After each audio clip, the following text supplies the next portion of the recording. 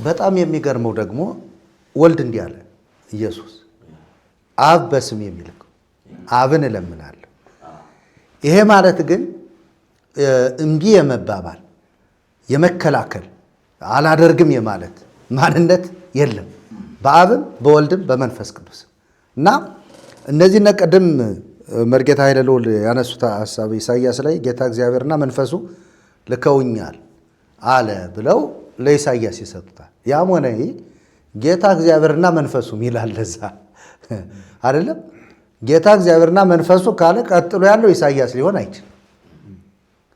የተላከው አካል ነው ሊሆን የሚችለው እሱም ወልድ ነው እና የሚገርማችሁ እኔ እንደው ወይ ሆነ ቀደም ቀሲስ ናቸው ሥላሴን ለመረዳት ምን ያስፈልጋል? እምነት ያስፈልጋል። መጀመሪያ ሰው ሥላሴን ለማወቅ ወይም አብን ወልድን መንፈስ ቅዱስን ለመረዳትም ለማወቅም አይደለም ምንም እንኳን ከእውቀት ከፍለን ብናውቅም የምናውቀውን ያክል ለማወቅ ግን በኢየሱስ ማመን ይጠበቃል። እንዴ ጨለማ ውስጥ መውጣት ይውትላችሁ ነው። ብርሃኑን ለማወቅ ወደ ብርሃን መጠራት ነው መጀመሪያ። እንዴት ነው ጨለማ ውስጥ ሆኖ ሰው ብርሃንን እገልጣለሁ? ጨለማ ብርሃንን ይገልጣል እንዴ? የለም። ሰዎች ስራቸው ክፉ ነበርና ጨለማን ወደዱ ነው የሚለው። በክፉ ስራ ውስጥ ሆኖ አብን ወልድን መንፈስ ቅዱስን መግለጥ አይቻልም። የመጀመሪያ መቀመጥ ያለበት ወደዛ እየተደራደርን ስለሆነ፣ ስለዚህ መጀመሪያ ሰው ይውትላችሁ ኢየሱስ እኔ የዓለም ምንድን ነኝ ነው ያለው? ብርሃን ነኝ። እግዚአብሔር ምንድን ነው ይላል መጽሐፍ ቅዱስ? ብርሃን ነው። ሌላ ትንሽ ብርሃን ነኝ ነው ያለ ኢየሱስ አይደለም፣ ብርሃን ነኝ ነው ያለው። ወደ ዓለም ስመጣ ምን ሁኜ መጥቻለሁ? ብርሃን ሁኜ መጥቻለሁ። ክብር ለኢየሱስ ይሁን። እንደውም እዛ ዮሐንስ ወንጌል ምዕራፍ 1 ላይ በእርሱ ሕይወት ነበረች፣ ሕይወትም የሰው ብርሃን ነበረች። ማን ይዟት መጣ? ያቺ ሕይወት በብርሃን የታጀበች ሕይወት ናት። የሰው ሕይወት በማን? በኢየሱስ። የሚከተለኝ የሕይወት ብርሃን ይሆንለት። ኢየሱስን ሳትከተል ሌላ ነገር ቅድም እንደተባለው አማልክቶችን እየተከተልክ የሰው የእጅ ስራዎችን እየተከተልክ ሥላሴን አብራራለሁ ማለት እንደገና በኃጢአት ላይ ኃጢአት መጨመር፣ በእግዚአብሔር ላይ ሌላ አመፅ መጨመር። ስለዚህ የመጀመሪያው ኢየሱስን ማመን ሥላሴን ከእውቀት ከፍሎ እንዲል ከእውቀት ከፍለን እናውቃለን አይደል? ከእውቀት ከፍለን እንዳለ ከፊሉን እውቀት ለማወቅ እንኳ ኢየሱስን ማወቅ ያስፈልጋል፣ ማመን ያስፈልጋል። ስለዚህ ይህንን ነው በደንብ አድርገን መግለጥ ያለብን። ቅድም መርጌታ መልአክ ሲናገሩ ከነበሩት አንዱ ህብረት የሚባል ነገር ተነስቶ የአብ ህብረት አለ። የአብና የወልድ የመንፈስ ቅዱስ ህብረት አለ። በጣም የሚገርመው ዮሐንስም ይህን ነግሮናል። ህብረታችን ይልና ከአብ ጋርን አስበስቲ ጋር ብሎ አስገብቶ ነው። ከልጁም ደስ ይላል እኮ ጋር ካለ በኋላ ነው ኢየሱስን ያመጣው። ከልጁም ከኢየሱስ ክርስቶስ ጋር ነው ይላል። ይህንን የሚናገረው መንፈስ ቅዱስን ክዶ አይደለም። ምክንያቱም ከአብ ጋር ከልጁም ከኢየሱስ ክርስቶስ ጋር ህብረት እንዳለን የሚመሰክር ማን ነው? መንፈስ ቅዱስ ነው እንጂ እኛ እንዴት አድርገን ህብረታችን ልናውቅ እንችላለን? ምን ይላል መሰለህ መርጌታ፣ አንተ ያነሳውን ሐሳብ በደንብ ይሄ ቅዳሴ ዮሐንስ ወልደ ነጎድጓድ እንዴት አድርጎ እንደገለጠው ማለት ነው፣ አንድነቱን ሲናገር ማለት ነው። እንግዲህ የሚሰሙም ስላሉ ወፈነውኮ ለወልድከ ሀቤነ መጻ እንዘይወፅ ህማቤከ ነገደ እንዘይትሐወስ እምኔከ ነበረ ኩለንታው ሀቤከ ወፈነውኮ ሀቤነ እንዘይትፈለጥ ህማቤከ ህየ ሃሎ ሀባንት ሃሎከ ይልና ልጅክንም ወደኛ ሰደድከው ካንተ ዘንድ ሳይለይ መጣ። አስበው፣ ካንተ ዘንድ ሳይለይ መጣ፣ ሳይነቃነቅ ሄደ ይላል። ሁለንተናው ካንተ ዘንድ ኖረ፣ ካንተ ዘንድ ሳይለይ ወደኛ ሰደድከው፣ አንተ ካለህበት ዘንድ አለ ይላል። ምንውነቱን መለኮት ሥላሴ ማለት ይሄ ነው። አዎ መለኮታዊ ማንነቱን። በነገራችን ሥላሴ ስንል ኢየሱስ እያልን አይደለም፣ በደንብ መጠንቀቅ አለብን። ኢየሱስ የተጸውዖ ስሙ የትስጉት ስሙ ነው። ኢየሱስ የሚለው ስም ወልድ እያልን ነው። ወልድ መንፈስ ቅዱስ አብ እያልን ነው ምናወራው ሥላሴነትን ስናወራ። ነበረ ሰማያት አባቡ እንዘሃሎ ምድረ ምስለ ወላዲሁ ወረደ እንዘ ይሐጽጽ እምላይሉ ወኢይትዌሰክ በታይቱ በምድር ከወላጁ ጋር ሳለ በሰማይም ከአባቱ ጋር ተቀመጠ ከላይ ሳይጎድል ከታችም ሳይጨምር ወረደ ይላል። እንደዚህ አይነት ትምህርት ያላቸው ሰዎች ምን እንዳሉ በኋላ ስለምናይ ማለት ነው። ክብር ለጌታ ይሁን። እንግዲህ መምህር መርጌታ ኃይለልዑል በስላሴ በዚህ በሃይማኖት አበው ተጨማሪ ምናልባት ለኢትዮጵያ ኦርቶዶክስ ቤተክርስቲያን ሊቃውንት ይጠቅማል ብለን ስለምናስብ በእነሱስ ትምህርት ብዙ ጊዜ ትምከት ያደርጓቸዋል፣ ይመኩባቸዋል።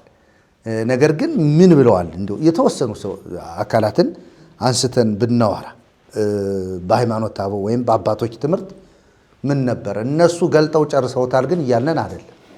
እኛ ስላሴነትን ወይም ደግሞ አብን ወልድን መንፈስ ቅዱስ የምናውቃቸው ወይም የምናውቀው በመጽሐፍ ቅዱሳችን ነው። ስለዚህ ምን ብለዋል? እስኪ አንዳንድ ሀሳቦችን ያንሱና ወደሚቀጥለው ጥያቄ እንቀጥላለን። እሺ፣ አመሰግናለሁኝ። ክብር ለእግዚአብሔር ይሁን። በጣም የሚገርሙ ሀሳቦች እየተነሱ ናቸውና እንግዲህ ያው የእግዚአብሔር መንፈስ እየረዳን ስለሆነ እግዚአብሔር እናመሰግናለን። አሜን። ያው እንደምንለው ጥንቃቄ የሚጠይቅ ትምህርት ነው የሥላሴ ትምህርት እና እኛም ተጠንቅቀን ነው እያወራን ያለ ነው። ምን አሉ ቄሱ? እንዲያው ሰክሬ ነው እንዳሉ አይ ጾታ አለው አሉ። በቃ ይህንን ትምህርት የሚቃወም ቢኖር አንገት እሰጣለሁ አሉ እና በኋላ ከወረዱ በኋላ ሲያዙ ሰክሬ ነው ብለዋልና እንደዚያ እንዳይሆን በጥንቃቄ ነው የምንናገረው። ምናልባት ወደዚያ ሀሳብ ከመሄዴ በፊት ቅድም በርጌታ አንተ ስትናገር አንድ ቃል ወደ ውስጤ ስለመጣ ምን ይላል መሰላችሁ? ስለ እግዚአብሔር ትክክለኛውን ነገር ለማወቅ ሰማያዊ መገለጥ ያስፈልጋል። እኔ የቤተክርስቲያንም ሰዎች ሊረዱት የሚገባው ነገር ብዙ መጻሕፍትን በማንበብ ብዙ አንድምታ በመማር እና የተለያየ ስም በመቀበል ትክክለኛውን ነገር ስለ እግዚአብሔር ማወቅ አይቻልም፣ መረዳት አይቻልም።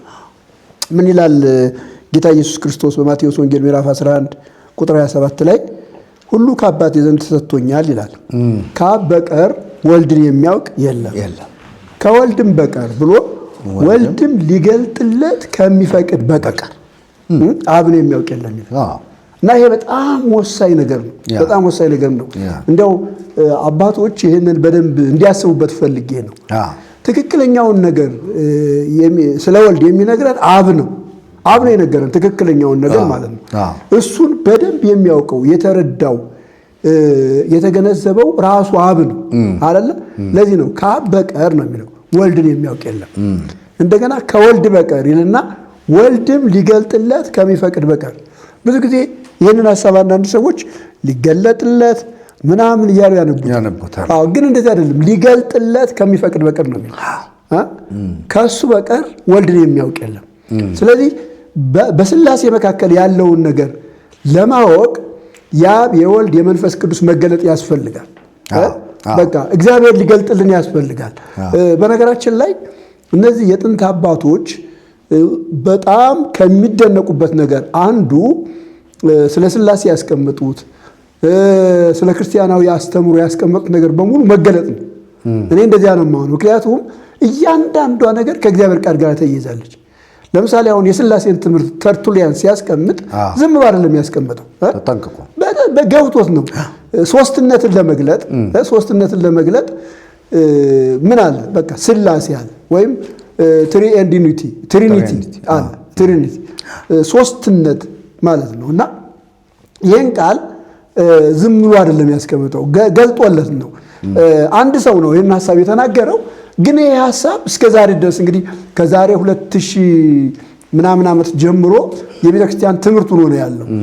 ትምህርቱን ዝም ብሎም አይደለም የሚያስቀምጠው። በመጽሐፍ ቅዱስ ውስጥ ያያቸውን እውነቶች እያንዳንዱን ዘርዝሮ ነው ያስቀምጠው። እያንዳንዱ ማለት ነው እና በጣም አጭር ቃል ለሰው የሚገባ ለሰው ግልጽ የሆነ እኔ አንድ ችግር ፈጠረ ብዬ የማስበው ቤተክርስቲያን ያስቀመጠችው አንድ ቃል ነው፣ ቅድስት ስላሴ የሚለው። ቅድስት የሚለውን መቀጸሏ ነው። የጥንት አባቶች ቅድም እንዳልኩትም የጥንት አባቶች ይህንን ተረድተውታል። ለምን እንደተቀጸለ ተረድተውታል። ለሶስትነት ነው የተቀጠለ። ልዩ ሶስትነት ብለው አስቀምጠውታል። ማለት የተለየ ያው ቅድም ለማብራራት እንደሞከርኩትኝ ከባዱ የምስጢረ ሥላሴ ወይም ደግሞ የሥላሴ ትምህርት በጣም ከባዱ ትምህርት ምንድነው ከተባለ ምስጢረ ሥላሴ ነው። ምስጢረ ሥላሴ ነው። ይሄንን ለመረዳት በቃ መንፈሳዊ መገለጥ ያስፈልጋል። ወይም ደግሞ የሰከነ የተረጋጋ ነገር ያስቀምጣል።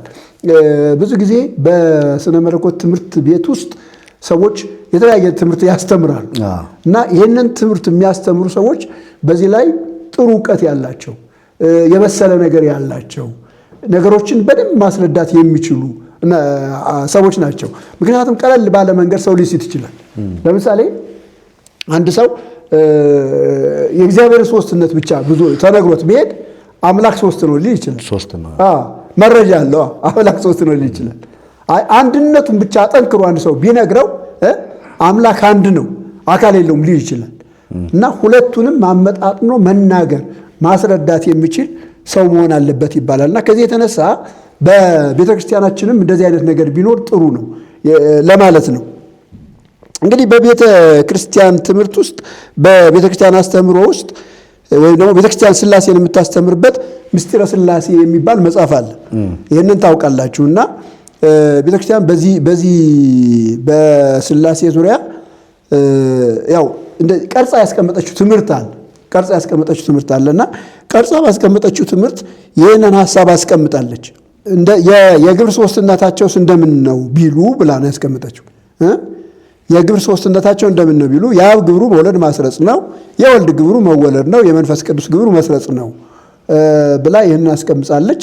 ይህንን ካለች በኋላ ቅድም እናንተ ሲነሳ የነበረው ምን የሚል ሐሳብ አለ መሰላችሁ? ኢይልቅ አብ እምወልዱ ወወልድኒ ኢይልቅ መንፈስ ቅዱስ ወመንፈስ ቅዱስኒ ኢይንስ እምአብ ወወልድ ወመንፈስ ቅዱስ ብላ አስቀምጣለች። እና በአብና በወልድ በመንፈስ ቅዱስ መካከል ያለውን እሪና ጠብቃለች። ለምሳሌ አብ ስለሆነ አባት ስለሆነ ከልጁ አይበልጥም። ይሄ ጥያቄ ይነሳል። በነገራችን ላይ ብዙ ሰው ልጅ እንዴት ከአባት እኩል ይሆናል? ይሄ እንትን ነው በቃ በጣም መሰረታዊ ሐሳብ ነው። ልጅ እንዴት ከአባት እኩል ይሆናል? ከዚያ የተገኘ ለምሳሌ መንፈስ ቅዱስ ሰረጸ ነው አይደል የሚባለው? ከሰረጸ እንዴት ካሰረጸው አካል ጋር እኩል ይሆናል የሚል ነገር አለ። እና ይህንን ለማስረዳት ነው ምን አለች?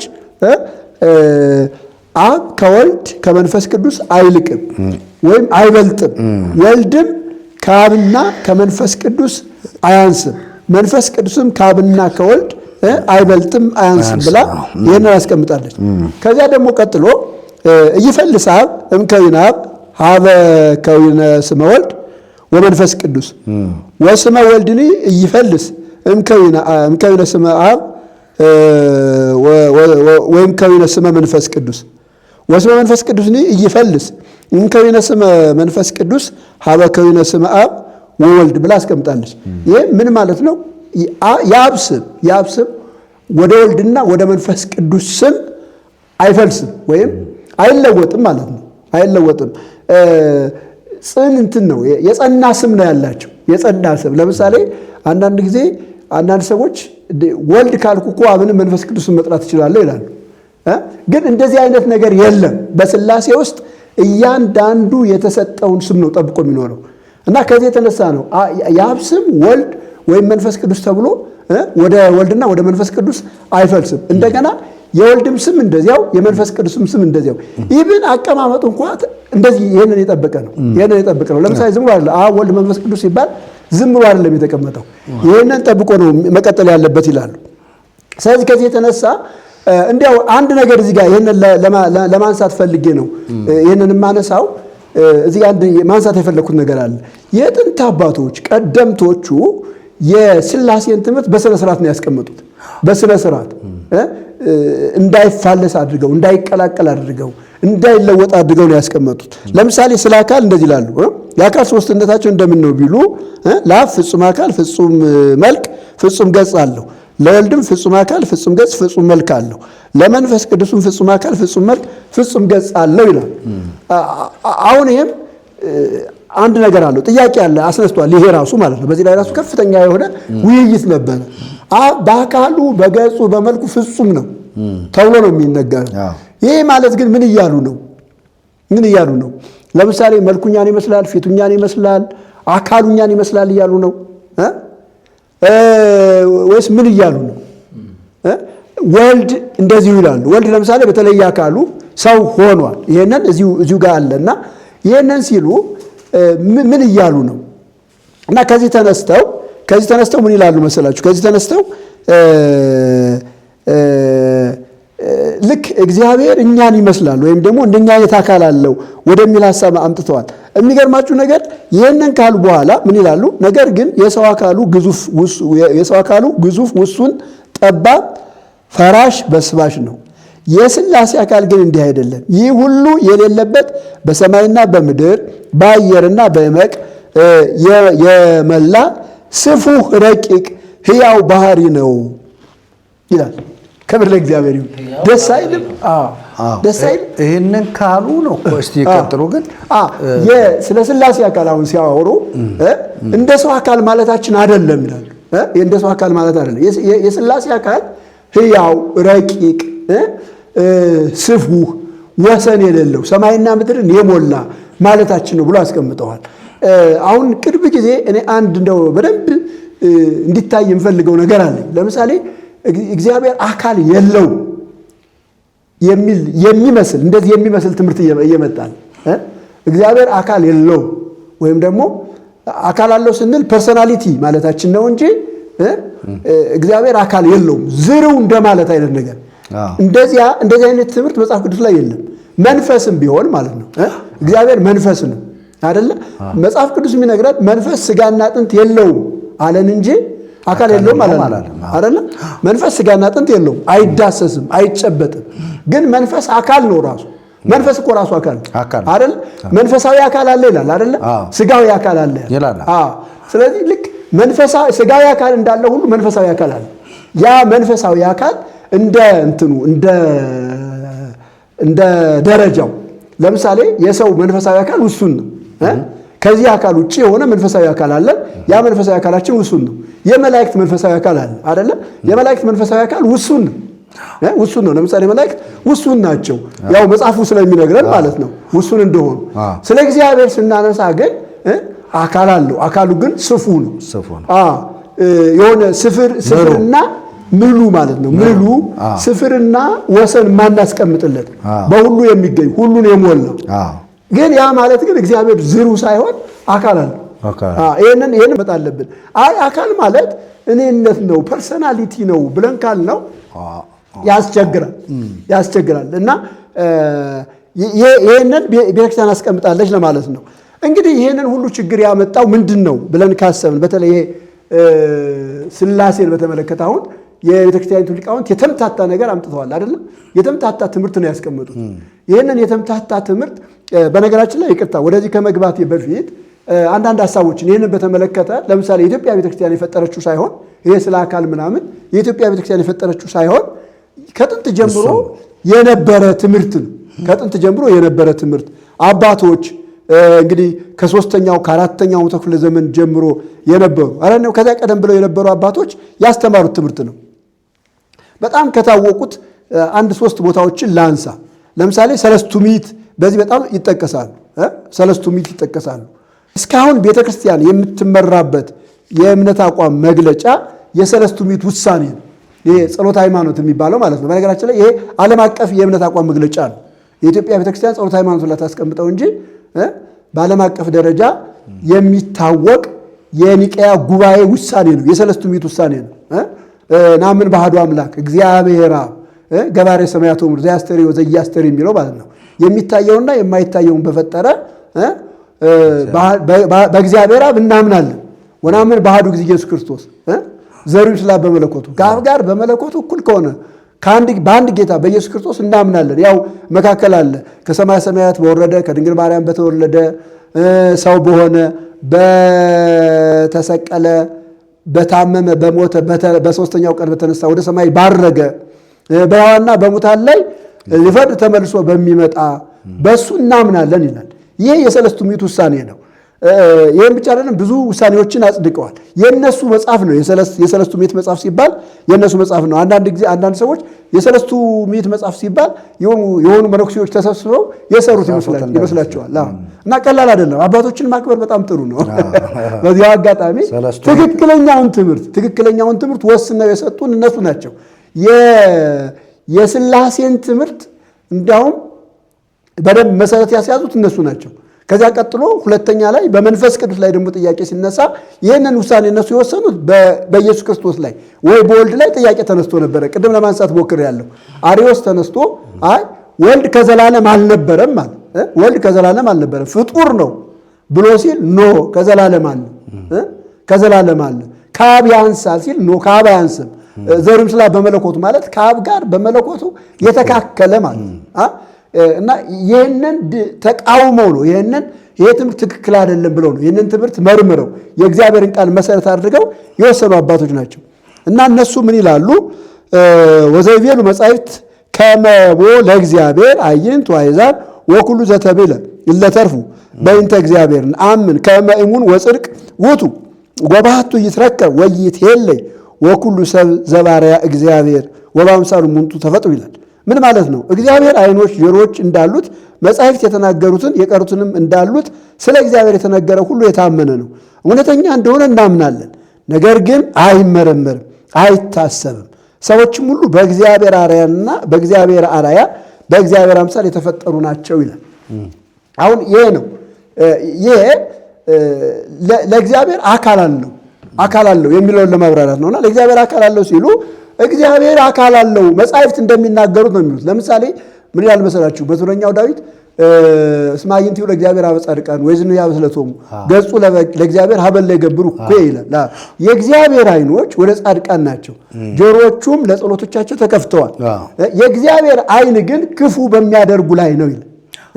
ክፉ በሚያደርጉ ላይ ነው እና እነዚህን ነገሮች ጠቅሰው እግዚአብሔር የሚታይ የሚጨበጥ የሚዳሰስ ወይም ደግሞ ሰው ይሄ ግዙፉ ሰው አለ አይደለ?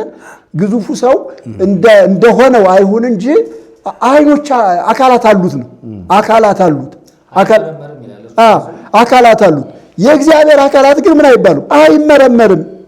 ከሰው አእምሮ በላይ ነው። ከሰው ሐሳብ በላይ ነው። ሰው እንደዚህ ነው ብሎ ሊያስቀምጠው ግን አይችልም። እና ሰዎች ግራ ይገባቸዋል። እንዴት እግዚአብሔር ዓይን ይኖረዋል ይለዋል። ዘፈጠራሁ ለዓይን ይሬኑ ይላል እኮ መጽሐፍ ቅዱስ አይደል? ወዘተከላሁ ለእዝን ይሰምን። ጆሮን የፈጠረ እሱ አያይምን ይላል። ዓይንን የፈጠረ እሱ አያይምን ይላል። ታዲያ እግዚአብሔር አየ አይደለ? አየ።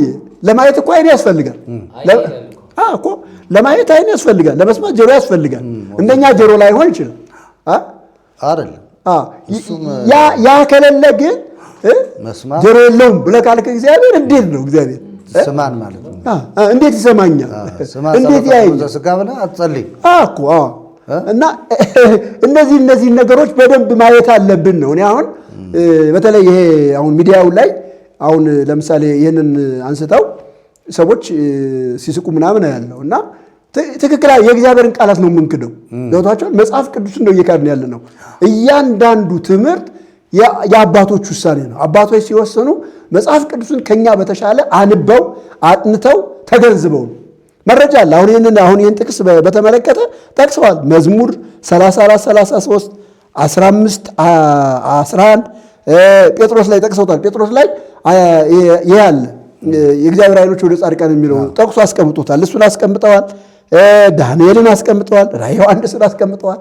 ይህን ሁሉ አስቀምጠው ነው እግዚአብሔር ዓይን አለው፣ ጆሮ አለው፣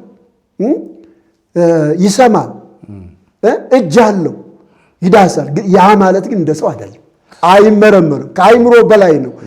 አፖፋቲክ የሚባል ስነ መለኮታ አፖፋቲክ ማለት የእግዚአብሔርን መረዳት ከአይምሮ በላይ ነው። ልንረዳው አሉታዊ ስነ መለኮት እንደማለት ነው እና ልንረዳው ከምንችለው ልንገልጠው ከምንችለው በላይ ነው እግዚአብሔር። ግን እግዚአብሔር ሲገልጥልን እንደዚህ ብሎ ገልጦልናል። ያንን የገለጠልን ቢያንስ እንኳ ያችን እንኳ ለመካድ መሞከር የለብንም። ያችን ተካድናት ጭራሽ እግዚአብሔር መረዳት ያቅተናል፣ ጭራሽ እግዚአብሔር ማወቅ መገንዘብ ያቅተናል ለማለት ነው። አትናቴዎስም ከዚህ ጋር የተመሳሰለ ሀሳብ ተናግሯል። የቅዱስ አትናቴዎስንም እንየው። ይሄ በጣም ዋና ነገር ስለሆነ ማለት ነው። ሃይማኖተ አበው ዘአትናቴዎስ 19 ይላል እስመ አብ በአካሉ ወበገጹ ወበመልኩ ውእቱ ወከማሁኒ ወልድ በአካሉ ወበገጹ ወበመልኩ ውእቱ ወከማሁ መንፈስ ቅዱስ በአካሉ ወበገጹ ወበመልኩ ውእቱ ወይትገመሩ ከመ ይጓለ እመሕያው እስመ አካላት መለኮታዊ እሙንቱ እመቦ ዘያምን ዘንተ ሃይማኖተ ወይጽፍ ሃይማኖተ ከመዝ ዘከመ ሰራይነ እስመ ቅድስት ቤተ ክርስቲያን ጉባኤ እንተ ሐዋርያት ታወግዞ ይላል። እዚህ ጋር አማርኛው ላይ ችግር አለበት፣ በኋላ ነግራችኋለሁ። ምን ማለት ነው? አብ በአካሉ በገጹ በመልኩ ያለ ነውና ይላል። ወልድ እንዲሁ በአካሉ በገጹ በመልኩ ያለ ነውና፣ መንፈስ ቅዱስም እንዲሁ በአካሉ በገጹ በመልኩ ያለ ነውና እንደ ሰው አይወሰኑም፣ አምላክነት ያለው አካላት ናቸው ይላል። አካላትን ያስቀምጥና አብ አካል አለው፣ ገጽ መልክ የሚባል ነገር አለው፣ ወልድም እንደዚሁ አለው፣ መንፈስ ቅዱስም አለው ይልና ነገር ግን እንደ ሰው አይወሰኑም። ከዛ ቀጥሎ እመቦ ዘያምን ዘንተ ይህንን የማያምን አማርኛው እዚህ ያለ እሱ ውስጥ ስላለበት ነው የማላነበው። እመቦ ዘያምን ዘንተ ሃይማኖት ይህንን ሃይማኖት የማያምን ወይጽፍ ሃይማኖተ ከመዝ ዘከመ ሰራይነ እንደዚህ እንደሰራን ይህንን የማይጽፍ እስመ ቅድስት ቤተ ክርስቲያን ጉባኤ እንተ ሐዋርያት ታወግዞ ቅድስት የሐዋርያት ጉባኤ ቅድስት ቤተ ክርስቲያን ትለየዋለች ይላል። ትለየዋለች። ይህንን ማስተማር ያስፈልጋል ማለት ነው አይደለ? ይህንን ካላስተማረ ወይም የማያስተምር ሰው ቢኖር በሐዋርያት ቤተ ክርስቲያን የተለየ ነው። እውነተኛዋ ቤተ ክርስቲያን ወይም የቤተ ክርስቲያን ጉባኤ ታወግዛለች ይላል። ስለዚህ ይሄ ሃይማኖተ አበው አካልን በደንብ አድርጎ ያስተምራል ማለት ነው፣ ያብራራል። እና ይህንን መረዳት ያስፈልጋል ለማለት ነው። ባስልዮስም ይህንን ሐሳብ ያብራራል። ምን ይላል ቅዱስ ባስልዮስ? ምዕራፍ 32 ላይ ቁጥር 6 የፈጣሪያችን የእግዚአብሔር የባህሪው አንድነት በፍጹም ገጽ በፍጹም መልክ የአካልነት ሶስትነት የፈጣሪያችን የእግዚአብሔርን የባህሪ አንድነት በፍጹም ገጽ በፍጹም መልክ የአካል ሶስትነት እንዲህ እንመን ይልና በዚህ ሶስትነቱን በማመን ጸንተን አካላት በየገጻቸው በየመልካቸው ልዩ መሆናቸውን ፈጽሞ እንወቅ ይላል። እና ይህም ባስልዮስም በጣም የታወቀ አባት ነው። ባስልዮስ እና ጎርጎርዮስ የሚባሉ የጥንት አባቶች ናቸው። ቅዳሴ ያለው ባስልዮስም ቅዳሴ ያላቸው፣ ጎርጎርዮስም ቅዳሴ ያለው እና እነዚህ አባቶች ይህንን ትምህርት ይቀበላሉ ማለት ነው። ይህንን ትምህርት ይቀበላሉ። ምን ይላል መሰለህ? ወከመ ዝናምን ተዋህዶተ መለኮት ይላል ለእግዚአብሔር አምላክን ወትስልስተ አካሊሁ በፍጹም ገጻት ወመልካት የመለኮትን ተዋህዶ ወይም የመለኮትን አንድነት እንዲህ እናምናለን። ወትስልስተ አካሊሁ በፍጹም ገጻት ሶስትነቱ በፍጹም ገጽ ነው የሚለው፣ በፍጹም ገጽ ነው። ይህንን እናምናለን። ስለዚህ ይህንን ሲያወሩ እነዚህ አባቶች ከምን ተነስተው ነው ከተባለ ከነበረው ትምህርት ነው ማለት ነው። አንድ ኤጲፋኒዎስ የሚባል አባት በጣም የሚገርም ሐሳብ ስለተናገረ የእሱን ሐሳብ እንትን ልበልና ከዚያ ወይ አቆማለሁ ወይም ደግሞ እንትን እላለሁኝ። እግዚአብሔርን እናመሰግናለን ማለት ይሄ በተለይ በጣም ትልልቅ ሐሳቦች ናቸው። ብዙ ጊዜ እነዚህ ከአራተኛው መቶ ክፍለ ዘመን በፊት የነበሩ የቤተ ክርስቲያን አባቶች የሚጠቀሱ ናቸው። በማንኛውም የሥነ መለኮት ትምህርት ደረጃ የሚጠቀሱ ያላቸው መረዳት የሚወሰድ አባቶች ናቸው። ተራ አባቶች አይደሉም። አንዳንድ ሰው ይህንን እንትን ሲል ይህንን ሲያይ እንትን ለማለት ሊሞክር ይችላል። ግን በጣም የታወቁ አባቶች ቤተ ክርስቲያን የምታከብራቸው ትምህርታቸው ተአማኒነት ያለው ነው ለማለት ነው። ይላል መሰላችሁ ይሄ ኤጲፋኒዎስ የሚባል አባት። በነገራችን ላይ ኤጲፋኒዎስ የሚባለው አባት ቅዳሴው ራሱ ብታዩት በጣም የሚገርም ቅዳሴ ነው እና በጣም ጥሩ አስተምሮ ያለው ነው። ምን ይላል? አማርኛውን ሳነበው ስለ ሶስቱ አካላት ትክክልነት ስለማይከፈል ስለ መለኮት አንድነት እንዲህ አለ። ከሁሉ አስቀድሞ በአካል ልዩ በክብር አንድ የሚሆን ሶስትነትን እናስተምራለን። እሊህም አብ ወልድ መንፈስ ቅዱስ ናቸው። ሥላሴ በመለኮት አንድነት መለየት የለባቸውም። አካላት ግን በባህሪ መለየት ሳይኖር እያንዳንዱ አካል በገጽ በመልክ ፍጹም ነው። ለአብ የአባትነት ስም የአባትነት ክብር አለው። ለወልድም በባህሪ ክብሩ ከአብ ሳያንስ የልጅነት ስም የልጅነት ክብር አለው። መንፈስ ቅዱስም እንዲሁ በክብር አይለይም። ነገር ግን ተለውጦ አብ ወልድ አይባልም። በዚህ ጊዜ ተገኘ አይባልም። በመለኮት እንደ አብ እንደ ወልድ ነው እንጂ እስትንፋሳቸው ነውና ሦስቱ ትክክል ናቸው። ማን የጌትነታቸውን ክብር ፈጽሞ አይችልም። ይቅርታ፣ ማን የጌትነታቸውን ነገር መፈጸም አይችልም። የሦስቱ አካላት ባህሪ ይለይ ዘንድ ማን አይደፍርም። ሦስቱን አንድ የሚያደርጋቸው ባህሪ አንድ ነው እንጂ። ዳግመኛ በየስማቸው በየገጻቸው ሦስቱን አካላት እንወቅ። ከመለኮት ባህሪ የተለየ አካል የለም። በአካላት በማይመረመር ክብር መለየት የለም። የሦስቱ ሥልጣን የሦስቱ ፈቃድ አንድ ነው እንጂ ከሦስቱ አካላት ፍጡር የለም፣ ፍጡራን አይደሉምና። ከእውቀት ከሃይማኖት የተለዩ መናፍቃን ከቅድስት ሥላሴ መለኮትን ከፍለው በአካላት መጠቅለልን ሊያመጡ አይድፈሩ። ሦስት አማልክት ብለን አንሰግድም፣ አንድ አምላክ ብለን እንሰግዳለን እንጂ። በስም ሦስት ናቸው እንላለን። አብ ወልድ መንፈስ ቅዱስ አንድ ባህሪ አንድ ሥልጣን ናቸው። በአንድ መለኮት በአንድ ባህሪ አንድነት የጸኑ ሦስት አካላት ሲሆኑ ከሦስቱ አንዱ የሚበልጥ አንዱ የሚያንስ አይደለም። በማይመረመር በአንድ ክብር የተካከሉ ናቸው እንጂ። ከአካላት አንዱም አንዱ በገጽ በመልኩ ፍጹም ነው። አብም አብ ነው፣ ወልድም ወልድ ነው፣ መንፈስ ቅዱስም መንፈስ ቅዱስ ነው። ከአካላት አንዱም አንዱ ከባህሪያቸው አይለወጡም። አብ ወልድን መንፈስ ቅዱስን ለመሆን አይለወጥም። ወልድም አብን መንፈስ ቅዱስን ለመሆን አይለወጥም። መንፈስ ቅዱስም አብን ወልድን ለመሆን አይለወጥም ይላል። ክብር ለእግዚአብሔር። ይሄ በጣም የሚገርም ስለ መለኮት ነው። የሚገርም ስለ መለኮት። ስለዚህ ከዚህ የተነሳ መጽሐፍ ቅዱስ ስለ እግዚአብሔር የአባቶች ትምህርት የአባቶች አስተምህሮ ስለ እግዚአብሔር የሚነግረን ይህንን ነው። የመለኮት አንድነታቸው ተጠብቆ ይኖራል። የአካል ሦስትነታቸው ተጠብቆ ይኖራል። ማንነታቸው ተጠብቆ ይኖራል።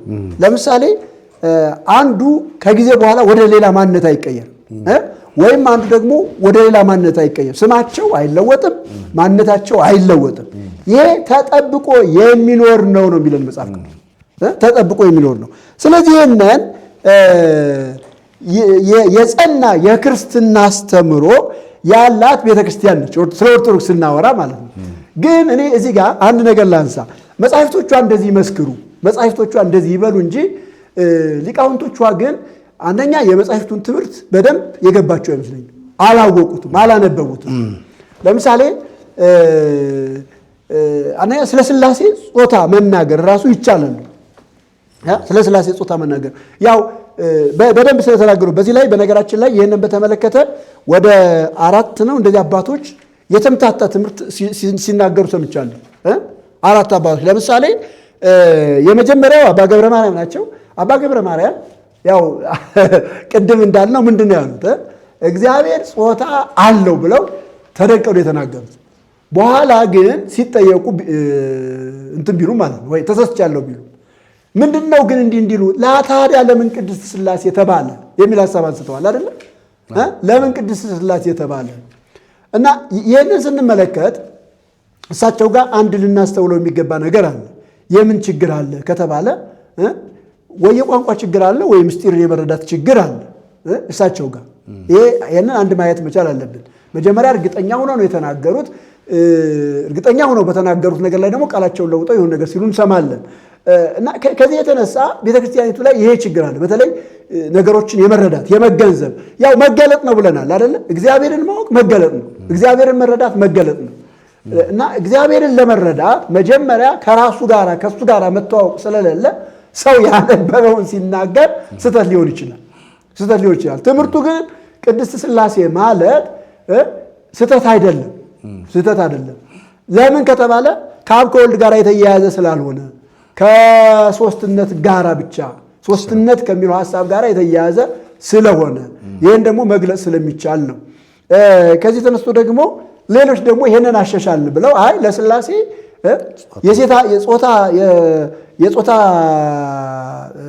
በጾታ ሊነገር ይችላል በጾታ ሊነገር ይችላል ችግር የለውም ብለው ተናግረዋል። ለምንድን ነው ብለው ሲያስረዱ በተለይ ይሄንን በጣም የተናገረው ዘበነ ነው እና ዘበነ ይሄንን ለማብራራት ሞክሯል። ባይዘው የሄደበትን እንትን እኔ አድንቄያለሁ። የሄደበትን መንገድ ማለት ነው ለማብራራት አንተ የሚል ነገር በጣም ብዙ ተናግሯል። እግዚአብሔር እንደዚህ ነው፣ አንተ ነህ፣ ቅዱስ ነው። ለምሳሌ አሐዱ አብ ቅዱስ፣ አሐዱ ወልድ ቅዱስ፣ አሐዱ ውእቱ መንፈስ ቅዱስ ቅድስት አይልም። አብንም ወልድንም በወልድ አንቀጽ ነው የተጠቀመው ብሎ ይሄንን ለማስረዳት ሞክረዋል። እነዚህን ሐሳቦችን በማንሳት አስቀምጧል። ታዲያ ለምን ቅድስት አለ? ቅድስት ነች ጥያቄ ሆነችባችሁ ብሎ ይሄ ቅድስት ማለት አነጻ፣ አከበረ፣ ቀደሰ የሚለውን የግስ ትርጉም አምጥተው ለየ የሚለውን የግስ ትርጉም አምጥቶ ከዚያ የሆነ ለማስረዳት ሞክሯል። ግን እኔ በጣም ደግሞ እሱም ጋር ያየው ስህተት በሴትም በወንድም ሊጠራ ይችላል። በሴትም በወንድም ሊጠራ ይችላል። መንፈስ ጾታ የለውም። በሴትም በወንድም ሊጠራ ይችላል። ለምሳሌ እንደ ምሳሌ ያቀረበና በር አመጣና በሩን ዝጊያት፣ በሩም ዝጋው ሊባል ይችላል። መንፈሷ ሊባል ይችላል። ነፍሲት ሊባል ይችላል። እንደዚህ ብሎ ለማስረዳት ሞከረ።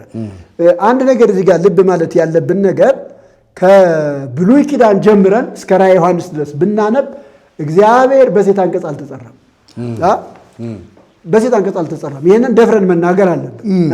መጽሐፍ ቅዱስ ሴትም ነው ወንድም ነው ባይለንም እግዚአብሔርን ግን የጠራው መጽሐፍ ቅዱስ ምን እያለ ነው? አንተ እያለ ራሱ እግዚአብሔርም እርስ በርስ እንትን ሲል ልጄን እንደውም እኮ የምወደውን አንድ ልጄን አብ ነው ያለው፣ እናት አላለም። አብ ነው ያለው። አብ ማለት ራሱ አባት ነው። አብ እኮ አባት ነው። ይሄም አንድ እንትን ነው። አብ ነው ያለ፣ አባት ነው ያለ። ወልድም ሲል ወልድ ራሱ ምንድን ነው? ወንድ ነው። አብይት ሳይሆን ወለት ነው የሚለው። ወለት ነው መሆን ያለው። ለሴት አንቀጽ ከሆነ ወለት ነው የሚለው። ወልድን ወልድ አይባልም፣ ወለት ነው የሚለው። ወለት ነው መሆን ያለው። ስለዚህ እግዚአብሔር በሴት አንቀጽ አልተጠራም። መጽሐፍ ቅዱስ ይህንን አይናገርም። እና ይህንን ለማስረዳት የሄደበት መንገድ ጥሩ ቢሆንም ነገር ግን እግዚአብሔርን በሴት አንቀጽ መጥራት እንችላለን፣ ሥላሴን በሴት አንቀጽ መጥራት እንችላለን ብሎ ወላዲ ዓለም ስለሆነ ነው አለ። ይህንን ወደ አብ ወደ ወልድ መውሰድ ሳይሆን እዚህ ጋር አሁን ይህንን ሲናገሩ የቤተክርስቲያን አባቶች የተናገሩት ለምንድን ነው? ምስጢረ ሥላሴን ለማብራራት ነው፣ ሦስትነትን ለማብራራት ነው። ቅድም ነግሬያቸዋለሁ። ልዩ ሦስትነት የሚለው እንትን ቀላል አይደለም። ምስጢረ ሥላሴ በጣም ብዙ ኮንፊዥን ወይም ግራ መጋባት የፈጠረ ነው። አንዳንድ የስተት ትምህርቶች በቤተክርስቲያን የተወገዙት ምስጢረ ሥላሴን ከመካድ የተነሳ ነው። ወይም የመረዳት ችግር በምስጢረ ሥላሴ ዙሪያ ከመፈጠሩ የተነሳ ነው። መረዳት አቃታቸው፣ ከአይምሯቸው በላይ ሆነ። ለዚህ ነው እኮ የሥነ መለኮት ምሁራን ምን ብለዋል መሰላችሁ? ሥላሴን መርምረህ ለማስቀመጥ ሞክር አይምሮን ታጣለህ፣ አይምሮን ታጣለህ። ሥላሴን ደግሞ አልገባኝም ብለህ ብትክደው ሕይወትን ታጣለህ። እና ይሄ ከአይምሮ በላይ ነው። ራሱ እግዚአብሔር ከአይምሮ በላይ ነው። በነገራችን ላይ ሰው የተቸገረበት ነገር የተገለጠለትን የገባውን ነገር መኖር ሳይችል ያልገባውን ነገር ለማወቅ ይፈላሰፋል። እሱ ነው ችግር ያመጣው። ይሄ ደግሞ ትሕትናን ይጠይቃል፣ ዝቅ ማለትን ይጠይቃል። ስለዚህ ይሄ ከሥላሴ ጋር ሥላሴ ከሚለው ቃል ጋር የተያያዘ እንጂ ከአብ ከወልድ ጋር የተያያዘ አይደለም። እግዚአብሔር በነገራችን ላይ እግዚአብሔር ሥላሴን እንተውና ማለት ነው። እግዚአብሔር እኮ ራሱ ርኅሩህ ነው አይደለ? መዝሙረኛው ዳዊት መዝሙር 102 መሰለኝ አባት ለልጆቹ እንደሚራራ ይላል አይደለ? እግዚአብሔር ለሚፈሩት ይራራል ይላል። ነቢዩ ኤርምያስን በሰቆቃወ ኤርምያስ ምዕራፍ 3 ላይ ቸር ነው ምንድን ነው የሚለው? ርኅራኄው አያልቅምና ይላል። ማለዳ ማለዳ አዲስ ነው፣ ታማኝነቱም ብዙ ነው፣ ርኅራኄው አያልቅምና ይላል። ርኅራኄው አያልቅምና ሐዋርያ ጳውሎስም እኮ በኤፌሶን ምዕራፍ 2 ቁጥር 4 ላይ ነገር ግን እግዚአብሔር ይላል አይደለ? በምሕረቱ ባለጠጋ ስለሆነ በምሕረቱ ባለጠጋ ስለሆነ ከወደደን ከትልቅ ፍቅሩ የተነሳ በኃጢአታችንና በበደላችን እንኳን ሙታን በሆን ጊዜ ከክርስቶስ ጋር ሕይወት ሰጠን ይላል። ይህ የምሕረት ባለጠግነት የሚባለው እኮ የሚገልጠው የእግዚአብሔርን የምሕረት ጥልቀት ነው። የእግዚአብሔርን የምሕረት ጥልቀት ምን ያህል መሐሪ እንደሆነ ምን ያህል የምሕረት አምላክ እንደሆነ ነው። እናት ብቻ አይደለች የምትራራው ለማለት አባት ይራራል። አባት ይራራል አይደል? አባት ለልጆቹ እንደሚራራ ነው የሚለው መጽሐፍ ቅዱስ። እኛ ምናልባት ከኛ እናቶችና ከኛ አባቶች ጋር ልናስተያየው አንችልም። ስለዚህ ምን ለማለት ነው ይህንን እያነሳሁት ያለሁኝ ይሄ ትክክለኛ ትርጉም አይደለም። ይሄ ትክክለኛ ትርጉም አይደለም። እንዲያውም የበለጠ ምን የሚያደርግ ነው ከተባለ የሥላሴን ትምህርት የሚያበላሽ ነው። ወደ መለኮት ነው የወሰደው ይሄ ሐሳብ። ወደ መለኮት ወደ አብ ወደ ወልድ ነው ይሄ ሐሳብ የሚወስደው። ወላዲ ዓለም ሲባል እግዚአብሔር ፈጣሪ ነው አይደለም? እግዚአብሔር ፈጠረ። ስለዚህ ስለፈጠረ በሴት አንቀጽ አይጠራም። መፍጠር የእግዚአብሔር ባህሪውን ማንነቱን እንጂ ይህን ስለፈጠረ በሴት አንቀጽ ሊጠራ ይችላል አይባልም። ስለሚራራ በሴት አንቀጽ ሊጠራ ይችላል አይባልም። አባቶችም ይህንን አስበው አይደለም፣ ሦስትነትን ብቻ ነው የተናገሩት። ከዚህ የተነሳ ይሄ ትርጉም ትክክል አይደለም ነው፣ ትክክል አይደለም። አባቶች ያስቀመጡት ቅድስት ሥላሴ የሚለው ትክክል ነው፣ ትክክል ነው። ይህንን እንዳለ እንወስደዋለን። ይህንን እንዳለ ስንወስድ ግን በዚህ መረዳት ነው ልዩ ሦስትነት በሚለው ሦስትነትን መሰረት አድርገን ነው። ከዚህ ውጭ ግን ለማንም ከተሰጠ ትክክል አይደለም ነው። ስለዚህ የእግዚአብሔር ቃል ትምህርት የአባቶችም ትምህርት የሚያስተምረው ምንድን ነው ከተባለ እግዚአብሔር በሦስት አካላት የተገለጠ አንድ አምላክ ነው። የአምላክ አካላት አሉት።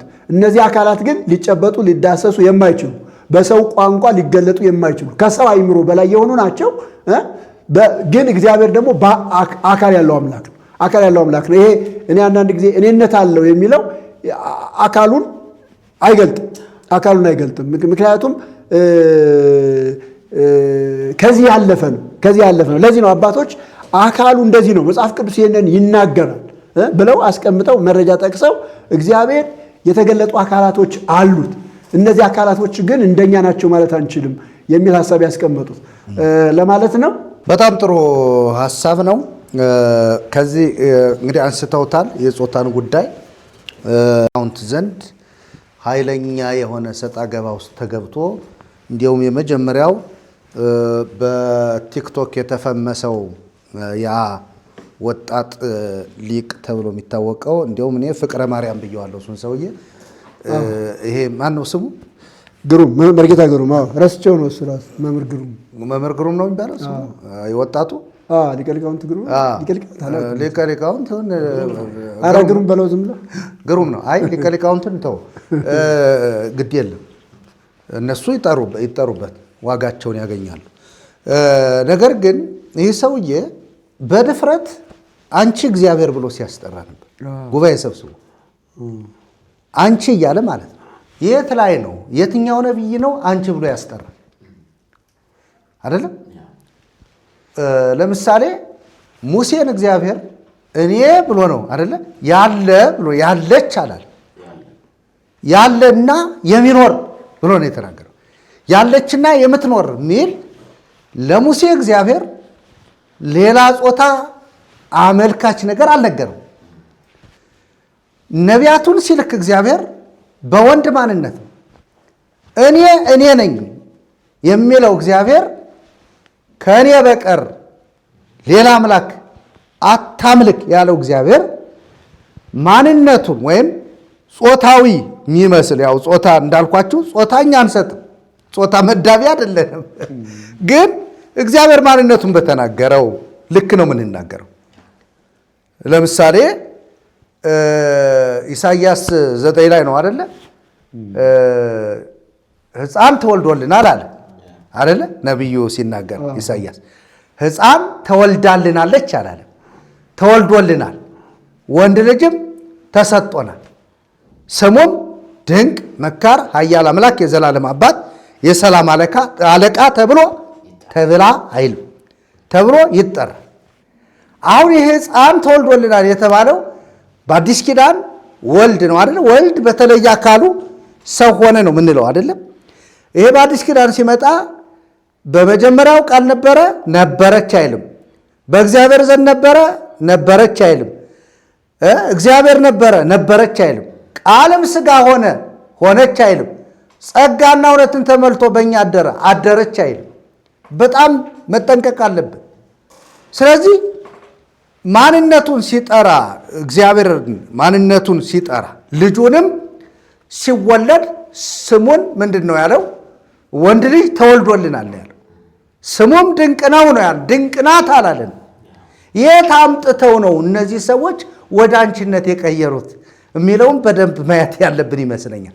ከዛ ቀጥሎ ግን ስተታቸው በጣም የጠለቀ ስተት ውስጥ የገቡት ወይ ላያስማማቸው ይሄ ባቢሎን የሆነ ቋንቋ ውስጥ የገቡት አንደኛ ቅድም መርጌታ ኃይለሉል እንዳሉት የአባቶችን መጽሐፍ እንኳን አላነበቡ።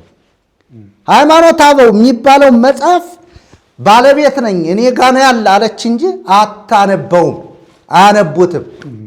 ሊቅነታቸው በነገረ ማርያም ነው። ሊቅነታቸው በታምረ ማርያም ነው። ስለ ሜሮሎጂ ነው የሚያጠኑት። እንዲሁም አሁን ሌሎች ሴቶችን ጨምረው እያጠኑ ነው። እኔ ሴት የሚያሰኛቸው እኒህ ሰዎች ወይ የሴት ዛር አለባቸው ማለት ነው። ወደ ሴት እግዚአብሔር እንዴት ይቀይራል? እውነቴን ነው የምላቸው። አንድን መልአክ ብትቀይረው ፍጡር ነው፣ ችግር የለውም። ሚካኤል አንቺ ሚካኤል ብሎ ያውቃል እንዴ? እሱ ብሎ ያውቃሉ እንደሱ? አንቺ እግዚአብሔር ብሎ በድፍረት ህዝቡን ሰብስቦ ሲናገር ሰይጣን የከፋ የለም። ሰይጣን እንኳን ጾታውን አልቀየረም፣ ጾታ አልቀየረም። እግዚአብሔር ሰይጣን እንኳን ሰይጣን በወንድ አንቀጽ ነው የተጠራው። አንቺ አልተባለም ስለወደቀ እንዲያው ተንቆ ማለት ነው። እና እነዚህ ሰዎች ወይ እንደተባለው መማር አለባቸው። የመጀመሪያው ቅድም ሁላችንም እንዳልነው መገለጥ ነው፣ ማመን ነው። ብርሃኑን ለማወቅ በብርሃን ውስጥ መመላለስ ነው እንጂ በጨለማ ሆኖ ጨለማ ብርሃኑን ወደ ጨለማ አይቀይርም። ብርሃን ነው ጨለማን የሚገልጠው። ስለዚህ ወደ ብርሃን ስንመጣ ጨለማችን ይገፈፋል። ከዛ በኋላ ነው ስለ እግዚአብሔር ማንነት ማውራት የምንችለው። ስለዚህ የቤተ ክርስቲያን ራስ ክርስቶስ ይልና የክርስቶስ ራስ እግዚአብሔር እያለ ይገድ እግዚአብሔር ይታይልም። በጣም መጠንቀቅ አለብን። ስለዚህ ጾታ አሁን ጾታ አንቺ አንተ ይባላል የሚል ጥያቄ አይደለም። አሁን እኛ የምናነሳው የተገለጠውን ነው የምናወራው። የተገለጠው በምን መልኩ ነው ስንል በወንድ ጾታ ነው። አንተ አንቺ። ይህንን ምን ይላሉ? ወንድን አንተ ሴትን አንቺ የሚል ማስረጃ የታለ ይላሉ። ይህን ፍልስፍና ማውራት ይቻላል። በፍልስፍና ደረጃ መሄድ ይቻላል። ነገር ግን እግዚአብሔር አንቺ አንተም የሚለውን መጽሐፍ ቅዱስ እኮ ይናገራል። ለምሳሌ ሴቷን ሴት ያላት እግዚአብሔር ነው። መጽሐፍ ቅዱስ ነው ያላት። እውነት ነው። ለምሳሌ ከአዳም የወሰዳትና ሴት አድርጎ ሰራት ይላል አይደለ? ሴት አድርጎ ከወንድ ተገኝታለችና ሴት ትባላል። ከዚያ በኋላ ወደ አዳም ሲያመጣት ይቺ አጥንት ይላል። ይቺ ነው ያለው። ይሄ አይደለም የሚለው ይቺ አጥንት ከአጥንት ይላል። ይህም ስጋ ይቺም ስጋ ነው የሚለው ከስጋ ይላል። ከወንድ ተገኝታለችና ሴት ትባል ብሎ አዳም የጠራው በቃ መጽሐፍ ቅዱስ ነው። መጽሐፍ ቅዱስ ግን ምን ይላሉ እነ ፈላስፌ የታመጡት የሚሉ ደግሞ ሰምቻለሁ። ይህ ሁሉ የቲክቶክ አርበኞች ናቸው የሚያወሩ። በነገራችን ላይ እንደ እግዚአብሔር ቃል ግን በሃይማኖት አበውም ቅድም መርጌታ መላክ ሲያነቡት የነበረ የቅዳሴ መጽሐፍም የሚገርመው አንድም ቦታ ላይ የጾታ ለውጥ አድርጎ እግዚአብሔር አንቺም አንተም ይባላል በሚል አላስቀምጠልን። እግዚአብሔር እንዲህ ያለ የሚለው ግን በወንዴኛ ጾታ ይናገራል። ስለዚህ መንፈስ ቅዱስንም አንቺ መንፈስ ቅዱስ አላለም። ከሶስቱም ሶስት አካላት ከምንለው ከአብ ከወልድ ከመንፈስ ቅዱስ አንደኛውን እንኳ በሴት ጾታ ሲጠራ እናይም መጽሐፍ ቅዱስ እና የት አምጥተው ነው አንቺ ብለው በድፍረት የተናገሩ የሚለው ለእኔ ለእነሱ ጥያቄ ይቅረብላቸው ብዬ አስባለሁ። ጥያቄ ይሁንባቸው። የት አመጣው ነግሩምም እንተናም ይሄ ጾታ አላቸው የላቸው የሚሉት አካላት ማለት ነው። ስለዚህ እሳቸው መምህር ገብረ ማርያም ነው ያሏቸው እና የመጀመሪያው አባ ገብረ ማርያም የሳቱት እሳቸው ወይ መቀጠል ነው ያለባቸው። ምክንያቱም የመለሷቸው ከእሷቸው የተሻሉ ሰዎች አይደሉም። እሳቸው እንዲመለሱ ያደረጓቸው እኔ እንዲያውም ረስቻለሁት እንጂ ለምሳሌ ቤተክርስቲያኒቱ አባ ገብረ ማርያምን ንስሐ አስገብታለች። ተመልሰዋል ብላ ለምን ዘበነን አላስገባችም? ለምን ይሄ እንትን አላስገባችም? ግሩምን አላስገባችም? እንዲያውም ግሩም ነው እግዚአብሔርን አንቺ በሉ ሲል ነበር አይደል? አንቺ በሉ እግዚአብሔርን አንቺ በሉ እያለ እና ለምን ንስሐ አላስገባችም? ስለዚህ ቤተ ክርስቲያኒቱ ራሷ ብዙ የሚወገዙ ሰዎች አንቺን ከየት አመጣው? አሁን አባ ገብረ ማርያምን የተቀበለችበት የንስሐ መንገድ አሁን ለምሳሌ ሰው ሲበድል ንስሐ ይገባ የለ እሱ ተው እንደው ተሰስቻለሁ ለማስባል እንኳ እሱን እሳቸውን አስባለች። ዘበነ ከዚያ በኋላ ነው ይህንን ትምህርት የሰጠው። እግዚአብሔርን እናታችን እንላለን እያለ አባታችን አንተ ምን ዋንተ አቡነ የሚል ጥቅስ ይሄ ምን ማለት ነው? አሁን እኮ አሁን አንዳንድ ጊዜ ምስጢርን የመረዳት ችግር እኮ ነው። አንተ አቡነ ዋንተ ምን ይላል መጽሐፍ? ምን ማለት ነው? ሸፋኝነቱ እግዚአብሔር ሴት ነህ ማለት ነው አይደለም። አንተ እንደ እናት ነህ እንደ አባት ነህ ማለት ሁሉን ነገር የምትሸሽግ እንደማለት ነው። እንደ ሰውኛ ብናየው እናት ጡት ታጠባለች፣ እናት እንጀራ ብስላ ታበላለች። እንደ ሰውኛ ብናየው አባት ይነግዳል፣ አባት ያርሳል፣ አባት ለልጆቹ ምግብን አዘጋጅቶ ያመጣል እንደ ሰውኛ። ነገር ግን ሁሉንም በሁሉ የሆነ ሁሉንም የሚችል ሁሉንም መመገብ የሚችል እግዚአብሔር እንደ እናትም እንደ አባትም ነው ማለት ሴት ነው ማለት ወይም የሴት ጾታ አለው ማለት አይደለም ነው ትልቁ ጉዳይ።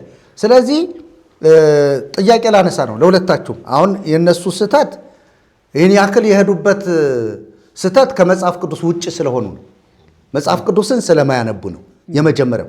ቀጥሎ ደግሞ የአባቶችን መጽሐፍ ስለማያነቡ ነው። እሱም አልፎ ደግሞ የሚገርማችሁ መጽሐፈ ቅዳሴን እንኳ በአማርኛ የተረጎሙትን መጽሐፍ እንኳ ስላልተረዱ ነው አደለ? አሐዱ አብ ቅዱስ፣ አሐዱ ወልድ ቅዱስ፣ አሐዱ ውእቱ መንፈስ ቅዱስ ብሎ የሚቀድስ ሰውዬ ቀይሮ እንዴት ብሎ አሐዱ አብን ራሱ ወደ ሴት ቀይሮ እንዴት እንደሚጮህ አይገባኝም። ግሩ የሚባል ሰውዬ እና ይህንንም ስላላስተዋሉ ነው።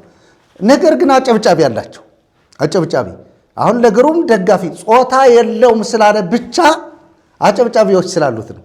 አዎ ጾታው እንዲህ ነው ተብሎ የተገለጠ ባይኖርም ግን እግዚአብሔር ባንተና ባንተ ብቻ ነው የሚጠራው። በእኔ ማለት አንተ በሚል በወንደኛ ቋንቋ ነው እየተጠራ ያለው እግዚአብሔር አሁንም ድረስ እስከ መጨረሻው። ኢየሱስንም ሲመጣ ወልድ በወንድ ቋንቋ ነው አይደለም እንዴ? ያለና የሚኖር ነው ያለችና የምትኖር አላለም። ይህንን ራዕየ ዮሐንስ ላይ ተገልጦ ስለምናገኘው እና ወልድ ሲመጣ እግዚአብሔር ነው ብሎ ነው የነገረን። እግዚአብሔር ናት አላለን። ስለዚህ ወንድ ልጅ ተብሎ ደግሞ በስጋ የተገለጠው ማንነቱን ወንድ ልጅ ተሰጥቶናል። አንዱ ስለ ሁሉ ሞተ ይላል እንጂ አንዲቱ ስለ ሁሉ ሞተች አይለን። እንደዚህ አይነት ትምህርቶችን በደንብ አድርገን በሰፊው በሌላ ጊዜም ስለምናያቸው፣ ግን ዛሬ በጣም የሚገርማቸው በኢትዮጵያ ኦርቶዶክስ ቤተክርስቲያን በድርሰቶቿ ለአብም ለወልድም ለመንፈስ ቅዱስም መልክ ሰጣለች። ስጋዊ መልክ። ይህን በደንብ ማየት አለብን። ለምሳሌ አብም ጺም አለው፣ ወልድም ጺም አለው፣ መንፈስ ቅዱስም ጺም አለው። ቀድም የለም እንደዚህ አይደለም፣ ገጽ ስንል እንዲህ አይደለም እያላችሁ እየተናገራችሁ ነበር አይደለም። መልክ ስንል እንደዚህ አይደለም። ቀሚስም እጅም እግርም አፍንጫም እንዲያውም እንተና ከተናገረው ማነው ገብረ ማርያም ከተናገረው ሥላሴን ለአንገቴን ለሰይፍ ሰጣለሁ ካለበት የጠቀሰልን የአብርሃም ታሪክ ወደ ዘፍጥረት ምዕራፍ 18 ሄዶ ሥላሴ እኮ ከዛ ስላየናቸው ነው ስላቸው ምን ስለው ብሏል እኮ ሥላሴን ስዕላቸውን የሳልነው ከዘፍጥረት ምዕራፍ 18 ከአብርሃም ቤት አይተናቸው ነው ብሏል እኮ። ያስ ነው ወይ እንግዲህ ይህንን አስመልክቶ ምናልባት በመልካ ሥላሴም በሰይፈ ሥላሴም በሌሎቹም መልካ መልካት የሥላሴን መልክ በደንብ አድርገን እያንዳንዱን ከብርቱ ብልት እስከ ስስ ብልታቸው ድረስ አስቀምጠውልናል። እሱን አሁን እናያለን። ምክንያቱም እሱን ካየነን የኢትዮጵያ ኦርቶዶክስ ቤተክርስቲያን የሥላሴን ማንነት እንደማታውቅ መዘረር አለብን ብዬ አምናለሁ። እዘረራለሁ። ይቀጥል ቀሲስ፣ እሱ ነው የምናወራው።